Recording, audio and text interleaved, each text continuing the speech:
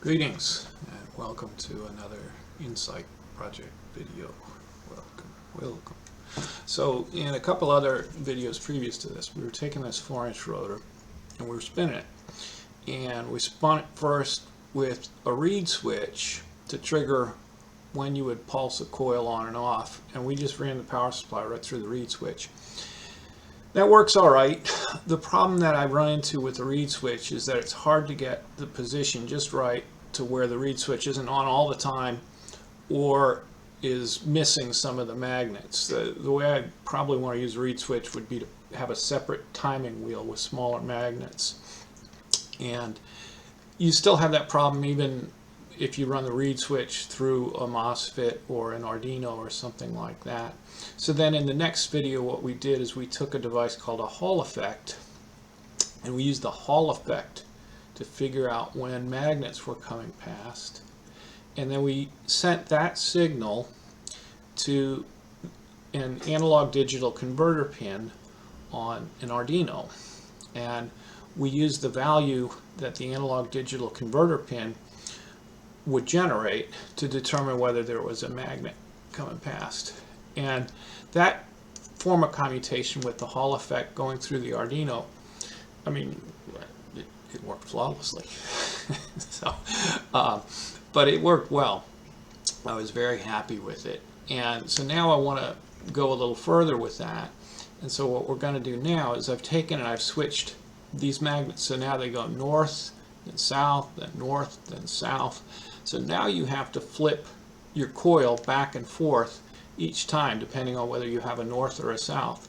And the nice thing when you do that is you get a little of this push-pull action going on, that it pushes the north magnet out while it's pulling the south magnet in.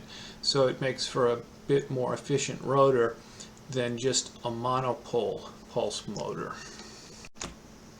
So if I can show this, it's so darn confusing with the camera. Everything's always backwards when you move things. You think they're going to go one way.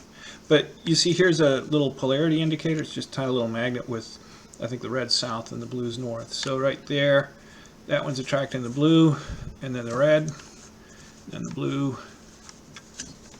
Yeah, see what I mean? Where is it? Come on. Then the red, and the blue, and then the red. And so that means the magnets are going north-south, north-south, so you need bipolar commutation to switch the poles of the magnet back and forth. So this is where we left that circuit off in the last video about just hooking a Hall effect to an Arduino. So now we just need to complete this circuit and maybe test it with an LED just to kind of show what I'm talking about a little bit more, and then spin it and have some fun with it and also draw off some of the energy. And one of the neat things when we draw off the radiant spike that I want people to pay attention to is the behavior of the rotor when you're drawing off the radiant spike versus when you're not drawing off the radiant spike. And John Bedini's no longer with us, but I think that was like the main point that he was trying to get across in his battery charging patent, is that the mechanical work being done by a pulse motor is unaffected whether you draw the radiant off or not. Well, I'll show it to you and then we'll talk about it a little bit. So give me a minute and let's finish this circuit off.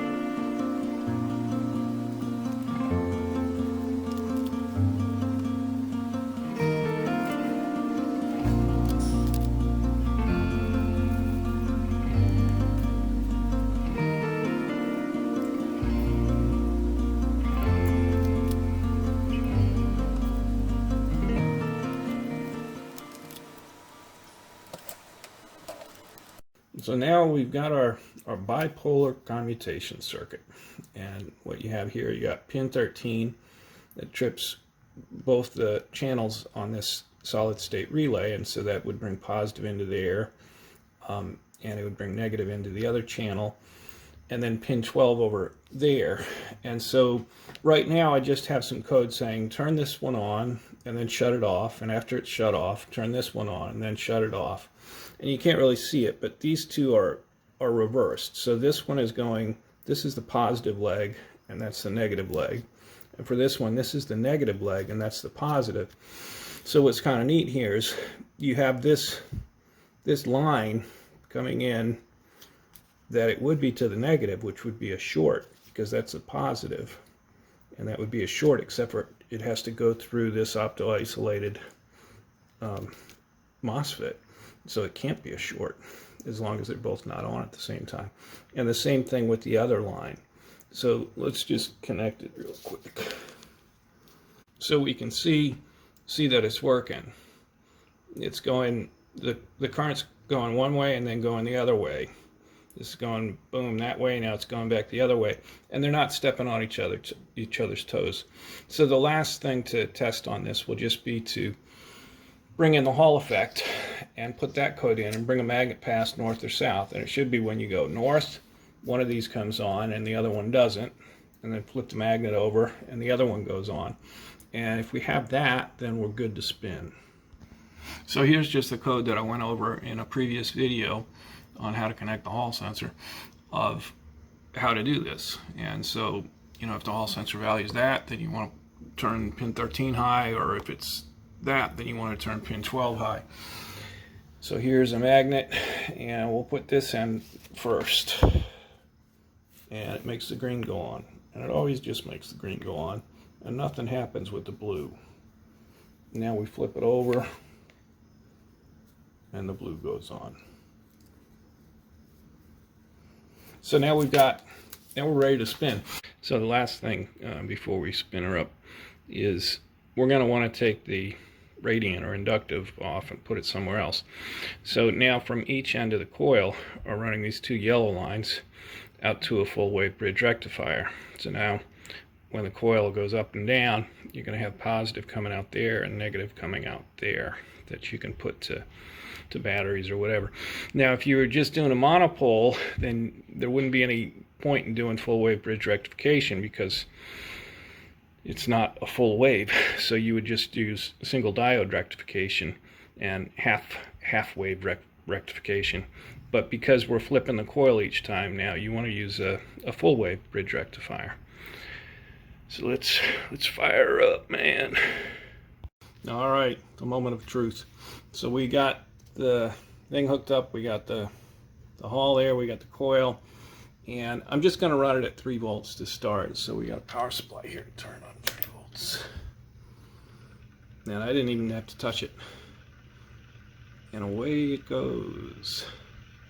So let's just let that spin and see how fast it goes. Right now we're drawing 0.02, 0.01, 3 volts. So that's 30 milliwatts. And once it spins up, we'll take a reading of how fast it's going. And then I want to show you what's coming off the bridge rectifier. So this is kind of hard to do all at once. It's spinning, I can't show it well. It's spinning at about 324. No, 388. Yeah. 391 RPMs. So, for 3 volts and 10 milliamps, 30 milliwatts, that's not too bad. Let's put this in. And there it goes. Now, I'm going to measure this again, and we're going to see that it shouldn't have slowed down. And we're drawing the exact same 30 milliwatts. I mean, what does an LED draw just when you have it plugged in? Granted, this is blinking and it's not as bright, but we've only got 30 milliwatts that we're dealing with, and we're spinning this thing at close to 400 RPMs, and now we got that light. So it's kind of too difficult to show, but you can hear that it's spinning the same speed. When I measured it, it was 388. I think we had 390 before.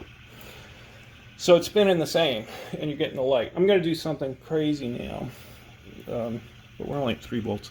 I'm going to run a short across the LED. So I'm just going to short the output of the bridge rectifier. Okay, now it's slowing down. You can hear it. And that's gone up. But it's not like anything blew up. So even if you shorted that, you're still not, it's not a disaster. So in one case you're spinning the rotor at one speed, and in the second case you're spinning the rotor at the same speed, but you got that light coming out. And granted, it's blinking and it's not terribly bright, but 30 milliwatts, I mean, that thing just plugged into the Arduino would probably draw 60 milliwatts. I'm not saying that, that's probably like 15 or 20 milliwatts that's going into there, giving that blinking light. But the point being, and I think this is what, well, he's no longer here to ask him, but John Bedini had his patents for battery charging with a similar sort of setup. And if you kind of don't get caught in the weeds and do the 30,000 foot view, I think one of the points he was trying to get across is that the mechanical energy of a motor like this can be relatively unaffected while you're drawing off the inductive spike. So, I would say that energy is for no cost to the rotation of the rotor. It's no cost energy. There's got to be a better term. Freaking no cost energy. Sorry. But yeah, it doesn't cost you anything to take this out. And what's kind of interesting, again, you can't entirely short it, but you can get usable power out, as we can see, without changing the rotation here. What's interesting is that this is more predominant in a pulse motor, because this thing is pulsing really frequently each time the magnet's going past. Now, in a more conventional motor, it's going to be higher torque, and this is on for longer and off for longer. But as it starts spinning faster, it's going to be blinking on and off like a pulse motor. It's just going to have a longer duty cycle, and it's not going to be as sharp a pulse. But for any electric motor that's running off of the changing magnetic flux of a coil and permanent magnets, which is pretty much any magnetic motor, except for maybe the Faraday, except for the Faraday homopolar motor, where there's no change in magnetic flux. All of those, you can get that. So just like with the Tesla cars and other ones now, they have regenerative braking, which again is like no cost energy. If they didn't snub it out, they could get this too and add that in addition to the regenerative braking, but they just don't do it. So that's another point to be made there. So it's just that, a pulse motor, one, is very efficient, and two, you're sort of engineering for that output. But it has a drawback of being low torque. And so then you think about what are the ways around that. And as we go on with these projects, we're going to show ways both of increasing the efficiency, the mechanical efficiency here, and hopefully getting some more torque as well. And there's a number of ways, both with rotor design. You could also think, just because you're pulsing, have another one that you pulse as soon as this one stops pulsing, and things like that. But mainly, you want more more wire by more magnets to improve the efficiency here even further without, if anything, is going to help that too. So I thought this was going to be about pulse width modulation. I didn't even get there. This is just you know, it's going on too long to start in on the pulse width modulation. But what I'm going to do is get this thing running, and instead of putting that into an LED, I'm going to put it back to some other batteries, or I'll just feed it back to the batteries that are running, and I'm going to see how that behaves. And then also, you know, think about putting in a pickup coil there to capture more. Although again, it's a low torque motor. But why don't we pull this thing out and just spin this a bit faster, like 5 and 10 volts. I don't want to spin it to the point of failure again, but we might as well crank it up. We're kind of running. All right, going up to 5 volts. Let's pick up speed. Let's let it spin up and see what it does. So now we're spinning around. Focus. We're spinning around 600 RPMs, 5 volts, 10 milliamps, 50 milliwatts. Let's go up to 10. Going up to 10.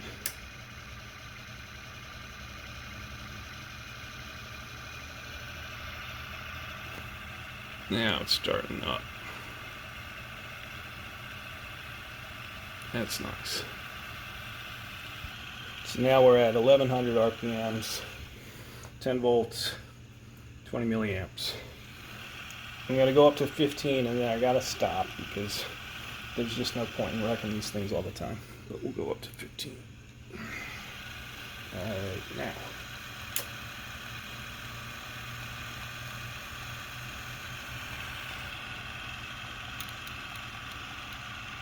I don't know if it's smoking. See, I'm also worried this thing, well, that looks pretty good. You know, when they're unloaded, these pulse motors will really fly fast, but they don't have great torque. All right, it's spinning at, it's like 1590 RPMs and still climbing. So it could probably handle a little more, but last time I thought that it flew apart at 20 volts. One of the magnets with them glued in now. I mean, it still looks well balanced. The shaft isn't wobbling back and forth, but there's no point in going any faster. I think it can handle it, but I'm not going to do it. All right. So in the next video, we'll talk a little bit about pulse width modulation, and we'll take that radiant, instead of just putting it into an LED, we'll see if we can put it back to some other batteries, and then maybe put a pickup coil and have that going as well. And then, as I said, going forward, work on optimizing both the radiant spike as well as the mechanical efficiency, and just try to improve both of them. But I think, you know, what I want to do now is just get some batteries and flip them back and forth, because I know what to expect if I have a given pulse length. So that's about it for now. So thanks for watching, and stay healthy, everyone.